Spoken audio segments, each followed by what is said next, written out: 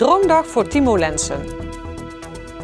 Leerlingen interviewen over euthanasie. Het is vandaag 23 april, dit is het PLMA-journaal. Timo Lensen uit Venray beleefde woensdag een zeer bijzondere dag. Samen met een aantal vriendjes mocht Timo mee op een spannend politieavontuur. Deze dag werd georganiseerd door Kiwanis Royse Ladies in samenwerking met Dream for Kids. De serviceclub koos vorig jaar bij een benefietavond Dream for Kids als goede doel. Toen bleek dat er een Venrays jongetje opgegeven was voor een zogenaamde droomdag van deze stichting, besloten de dames van de Kiwanis de organisatie zelf op zich te nemen. Wij zijn een dag op bezoek geweest, of op een middag. En samen met de moeder hebben we natuurlijk allerlei vragen aan Timo gesteld. Om te achterhalen van wat zou hij nou heel graag willen doen. En zodoende zijn wij tot deze dag gekomen. Timo's vader overleed 4 jaar geleden. Dat heeft veel indruk gemaakt op hem. Timo kon zijn emoties maar moeilijk uiten. Wij zijn allebei wel een beetje een type binnenvetter. Dus, en daarvoor hebben we hulp gehad. En die mevrouw die heeft ons dus aangemeld bij de stichting Dream for Kids. En daarom dus deze droomdag, die een grote verrassing was voor Timo. Het begon 's ochtends toen Timo werd opgehaald door 2 politieagenten. Samen met een paar vriendjes mocht hij mee met de agenten om een zeer serieuze zaak op te lossen.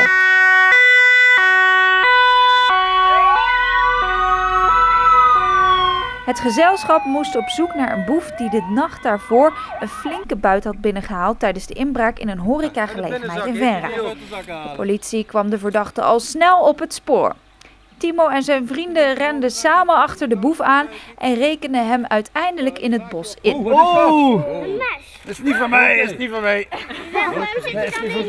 Op het politiebureau mochten de jongens de verdachte ondervragen. Timo genoot volop. Hoe vind jij het tot nu toe allemaal? Heel erg leuk. Wat vond je het leukste? Ik vond het leukste dat ik de boef eigenlijk ging vangen, zeg maar. En wat vond je het spannendste? Dat hij eigenlijk zo snel wegrende, nog in het bos. Voor de politie was het natuurlijk ook een bijzondere dag, want normaal werken er nooit zoveel kinderen mee aan zo'n serieuze zaak. De politieagenten Frans Kalmans en Maurice Jansen waren blij met de versterking. Boef, ik wil wel zeggen dat je de waarheid zegt nu. Ik ben bankdirecteur en we hadden te weinig geld. Ja, tot nu toe doen ze het echt perfect. Er zijn geweldige ondersteuners in het politievak en als ze zo doorgaan zoals ze het vandaag gedaan hebben, zijn in wezen potentiële politieagenten voor de toekomst, absoluut. Waarom had je mes bij, potverdorie boef? Zo doen we dat voor horen, hè? Ja, niet ja, ja. Nou, kom op, vragen. Waarom had je een mes bij? Nou, de verdachte heeft net, die hebben we net verhoord. De nieuwe politieagenten in SP die hebben de juiste vragen gesteld, zodoende dat we ook weten waar de buit nu ligt. Hij blijft wel even ingesloten, zolang het onderzoek duurt. Timo en het gezelschap gingen later nog naar de Schouwburg om de buit van het dak te halen. Daar moest zelfs de brandweer nog aan te pas komen. De droomdag werd afgesloten in het pannenkoekenhuis, waar nog meer familieleden en bekenden bijeen waren gekomen om Timo in het zonnetje te zetten. Afgelopen 2 dagen vond het project Verwondering plaats op het Raailand College. Tijdens dit project gaan de leerlingen van VWO 3 zich verdiepen in wetenschappelijke onderzoeksmethoden. Met het project Verwondering wil het Raailand College de VWO-leerlingen voorbereiden op een wetenschappelijke studie. Door de leerlingen kennis te laten maken met onderzoeksvaardigheden wil het Raailand de studenten dingen bijbrengen die heel belangrijk zijn voor de toekomst. Niet alleen op de universiteit, maar verder ook in een complexe informatiesamenleving. Waarin je overspoeld wordt met stellingen en informatie. Zodat je niet alles voor waar aanneemt. Zodat je echt met een kritische houding alles kunt benaderen. De leerlingen werden opgesplitst in 3 groepen: alfa, beta en gamma. Elke groep hield zich bezig met een passende onderzoeksmethode. Alfa-leerlingen deden een bronnenonderzoek, de beta-groep ging aan de slag met experimenten en de gamma-leerlingen deden onderzoek aan de hand van interviews. Door middel van een onderzoeksvraag mochten zij allerlei respondenten die iets te maken hadden met het onderwerp euthanasie vragen stellen. En dat is natuurlijk een behoorlijk zwaar onderwerp. Maar het docententeam vond het thema goed passen bij het project Verwondering. Dit is een bijzondere levensvraag. Dit is inhoudelijk iets waar de leerlingen heel veel aan kunnen hebben. Op zo'n jonge leeftijd na te denken over dit soort complexe vraagstukken, gekoppeld aan het ontwikkelen van die academische vaardigheden. Onder de respondenten bevonden zich onder andere de hulpbisschop van Roermond, een huisarts, geestelijk verzorgster van de zorggroep en een hospicearts. De leerlingen merkten dat er zeer diverse meningen waren en dat religie hier een belangrijke rol in speelt. De hulpbisschop die vindt dat euthanasie verboden moet zijn, die is erop tegen. En de huisarts die vindt het huidige systeem juist heel goed, hoe het nu is, dat het wel mogelijk is. De kerk wil het liefst dat er geen euthanasie gepleegd kan worden, omdat ze vinden dat God beslist wanneer je leven begint en eindigt. Dus dat je daar niet zelf over kunt beslissen. En hoe is het dan vragen juist over dit onderwerp aan mensen te stellen die je eigenlijk niet kent?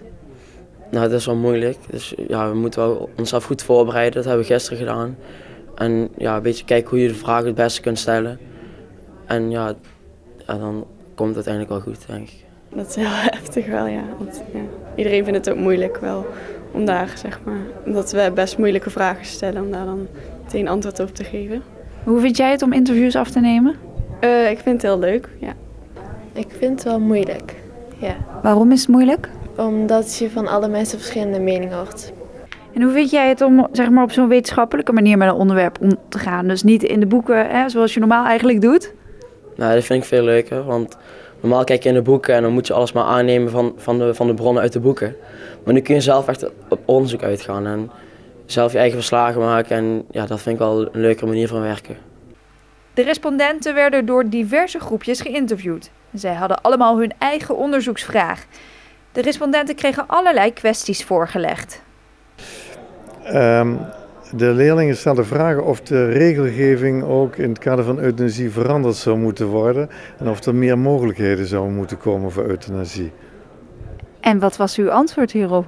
Nou, daar ben ik uiterst terughoudend in. Ik vind eigenlijk dat daar de regelgeving die er nu is, dat die voldoende is. En voldoende ruimte laat voor beslissingen tussen artsen, ouders en zieke kinderen, zal ik maar zeggen.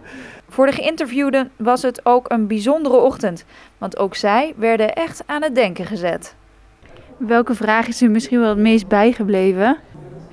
Denk ik toch wel dat wat eigenlijk erover ging, omdat het ook het meest persoonlijk was, van wat voel je daar nou zelf bij als je een dienst doet, als je een uitvaartdienst is voor iemand waarvan je weet dat er euthanasie is geweest. En nou ben ik wel benieuwd als interviewster, hoe denkt u daar dan over? Wat heeft u gezegd? Dat als ik weet dat er euthanasie is geweest, dat ik doe die uitvaart gewoon, daar gaat het niet om. Ik heb het ook het liefst dat mensen daar, dat heb ik ook gezegd, dat ze er gewoon over praten. Zeg dan maar gewoon wat er gebeurd is, want dan weet ik tenminste wat er aan de hand is.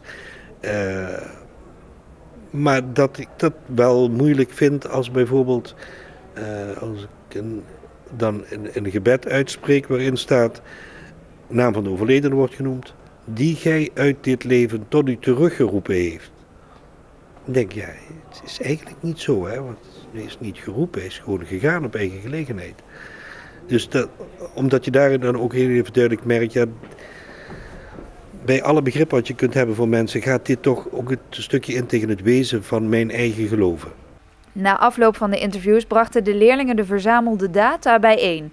Aan het eind van de middag presenteerden alle VWO 3-leerlingen de onderzoeksresultaten.